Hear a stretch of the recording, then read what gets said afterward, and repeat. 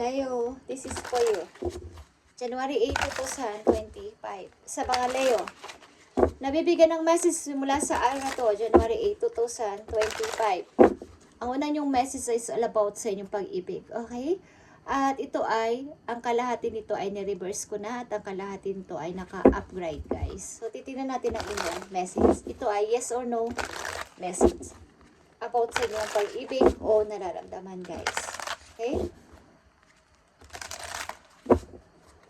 Message mo sa mga Leo na nandito sa reading o bibigyan mo ng message today. Message mo sa mga Leo. Unahin natin ang inyong pag-ibig. Okay. Kung kayo ay mayroong pinaplano o pupuntahan, maaring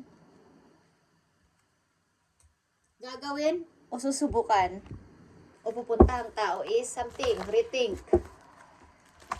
Isipin nyo muna ng mabuti. Maaring hindi ito yung path o tamang tao para sa inyo. O tamang direksyon na pupuntahan ninyo. O tamang lugar na inyong pupuntahan. Something, rethink.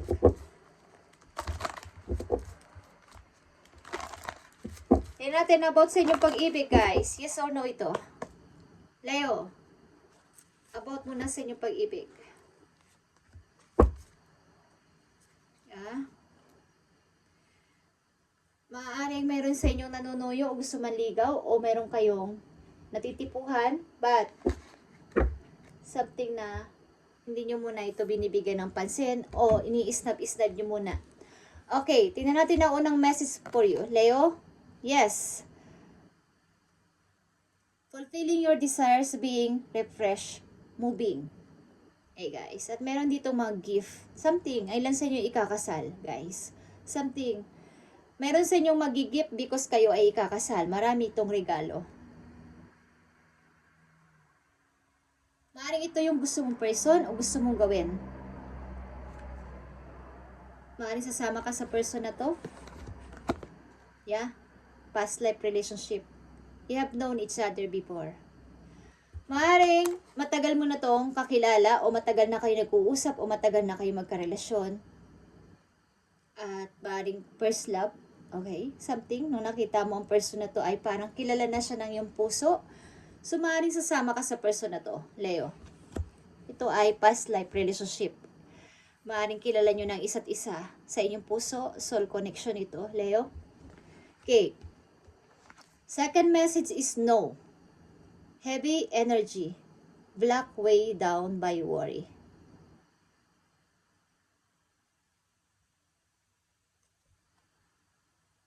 Maaring kayo ay napapagod na. Ilan sa inyo ay pagod? Napagod sa trabaho, pagod na pagod sa mga responsibilidad.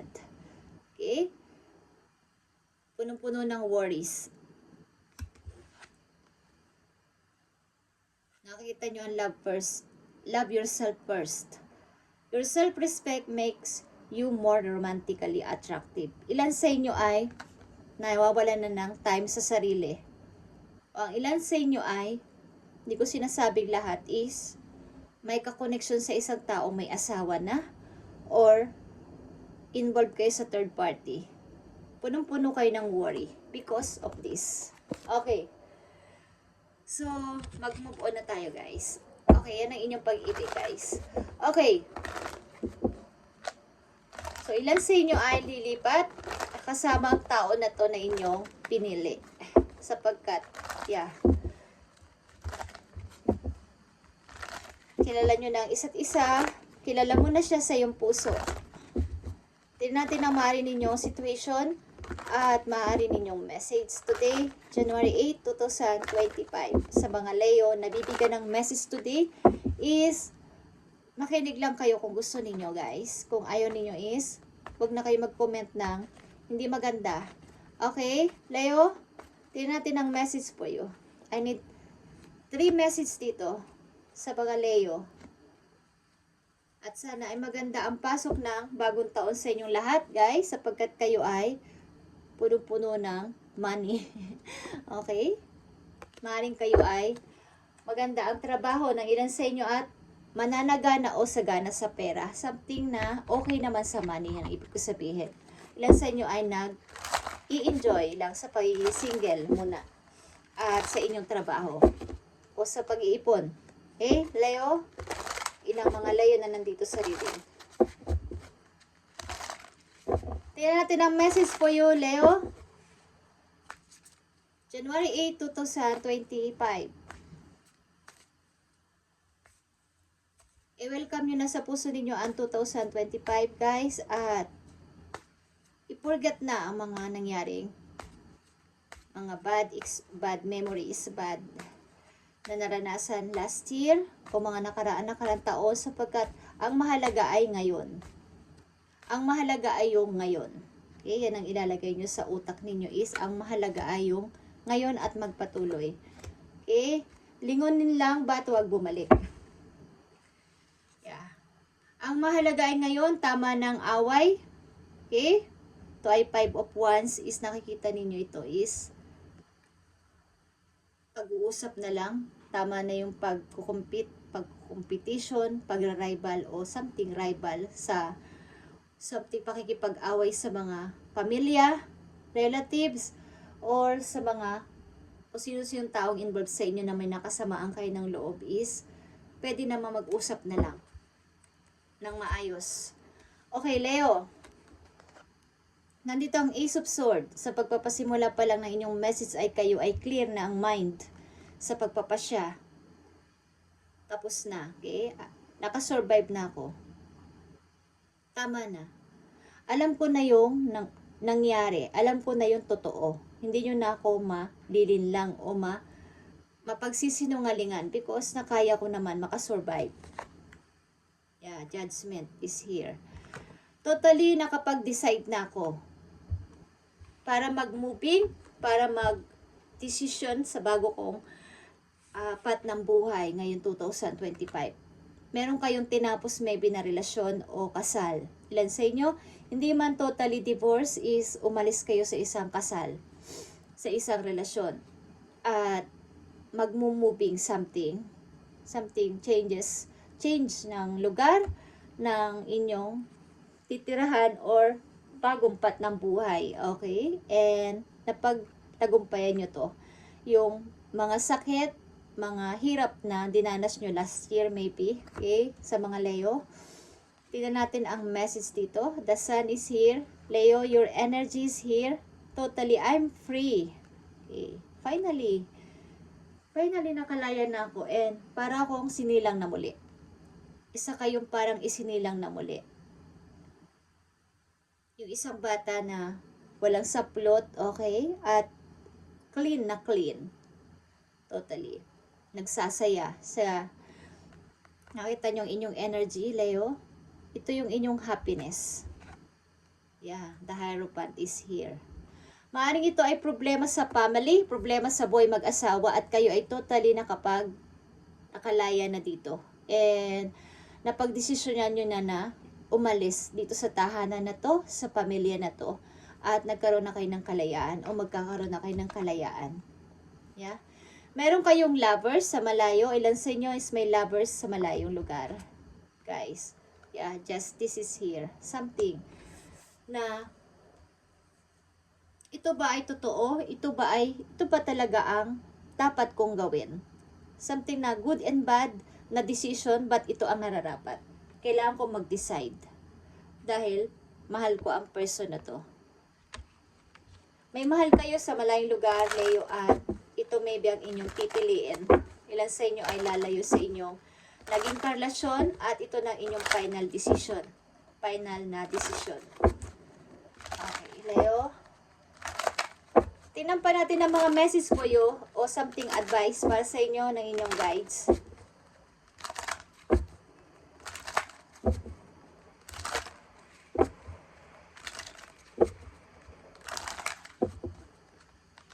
Meron kayo na pagdesisyon na dito na lumaya na umalis na sa isang sitwasyon o relasyon para sa bago ninyong path ng buhay ngayong 2025. Okay, Leo. Message mo sa mga Leo na nandito sa reading, January 8, 2025. No matter how much you are being tested, Leo, or push right now, stand your ground and push back. Believe in your own integrity and self-worth so much that one can get your way. Have the confidence to move forward and you can will do this. Okay, hinihikayat ng inyo mga guys na kayo ay tuloy-tuloy na magpatuloy na sa pagpo-forward sa buhay at wag nang lumingon sa nakaraan o sa inyong tinalupurang tao. Okay, para sa bago ninyong path ng buhay ngayon, simula ngayon 2025 is bago na. Okay? Bago na at wala nang makakapigil pa sa inyong bagong pupuntahan o bagong lovers. Okay, Leo. Tingnan natin ang message pa po yun. Lilipat kayo ng place. Ilan sa inyo lilipat ng lugar, lilipat ng titirahan with him or with her. Okay, Leo. Kaya nagdadalong isip. Something rethink. Kung kailangan na itong gawin o dapat pang maghintay at ayusin mo na ang problema sa pamilya o ayusin mo na ang problema sa inyong buhay mag-asawa bago kayo lumisan dito. Kasi kayo ay nasa stage pa. Ilan sa inyo nasa stage pa o nasa sitwasyon pa ngayon na may pag-uusap sa buhay ninyo bilang mag-asawa at hindi pa tapos. Something na feel ko dito is meron pang pag-uusap at kailangan ng healing, kailangan ng maayos na usapan o clear na usapan dito bago ang pagsama sa ibang person na inyong mahal. Okay. Tingnan natin ang message pa for you, Leo. At maaari may kinalaman sa inyong career. Joy and delight is here, Leo. Open your heart to joy. Okay.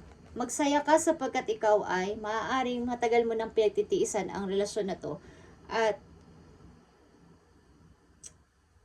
finally, parang ito na yung pinakamasaya nangyari sa akin. Maaaring ngayon 2025 is ito na yung decision ko. Ito na yung final decision ko na talaga na iwan ko ng tao na to at sumama sa taong mahal ko. Okay? Isa pang message for you, Leo. Bas Vistas, guys, expand your horizon. Okay? Kayo ay nakatakda talaga maglayag o pumunta sa ibang lugar. So, kailangan nito tong gawin at makapag-desisyon na kayo ng tama this time sapagkat ito ang inyong ikakasaya. Nandito din ang dasan at ito ay inyong happiness. Ito ang inyong happiness. Maaring maraming usapin o maraming trouble sa inyong family at kailangan mo na ng clear dito. Kayo ang makakapag-decide dito at kayo ang makakapag-salita sa harapan nila. Okay, Leo. Mga message pa po yun. 3 message po, Leo, sa paparating na mga situation sa kailang buhay. Maaring bukas, next week, or next month, or next month. Tingnan natin ang inyong paparating na message at kung ito man ay babala or ano man tong message na to ay ito ay para sa inyo, Leo. Okay? I need 3 message dito. Paparating na message sa mga Leo. Yeah, guys. Something na kayo ay magta-travel. Katulad ng sinabi ko at may ikakasal dito. Guys, may magta-travel papunta sa iyo at kayo ikakasal o mayroong kayong sasalubungin. Something na dadalo kayo ng isang celebration, something. May naririnig akong come together. Okay. So, tingnan natin dito. Yeah, mayroong kayong gustong puntahan o gustong samahan na tao. Sapagkat ito yung gusto kong person. Lord, ito yung gusto kong person. Yeah. Labas na labas dito ang the lovers. May dalawa kayong lovers dito. Something. Just saying. Maaaring dalawang lovers ninyo or isa lang. But, gusto nyo ang tao na to. Gusto nyo puntahan or gusto kayong puntahan para magkita or magsama sa isang place. Gagawin nyo to sapagkat ito ang inyong ikakasaya. Okay, Leo? At kung ito man ang inyong pasya, something rethink. Pag-isipan nyo ulit mabuti. At maaaring kayo ay may dapat munang isaayos bago kayo umalis o bago kayo lumisan sa isang relasyon. May dapat muna kayong ayusin. Something na may mga pag-uusapan pa sa inyong family bago ito mangyari. Okay, Leo.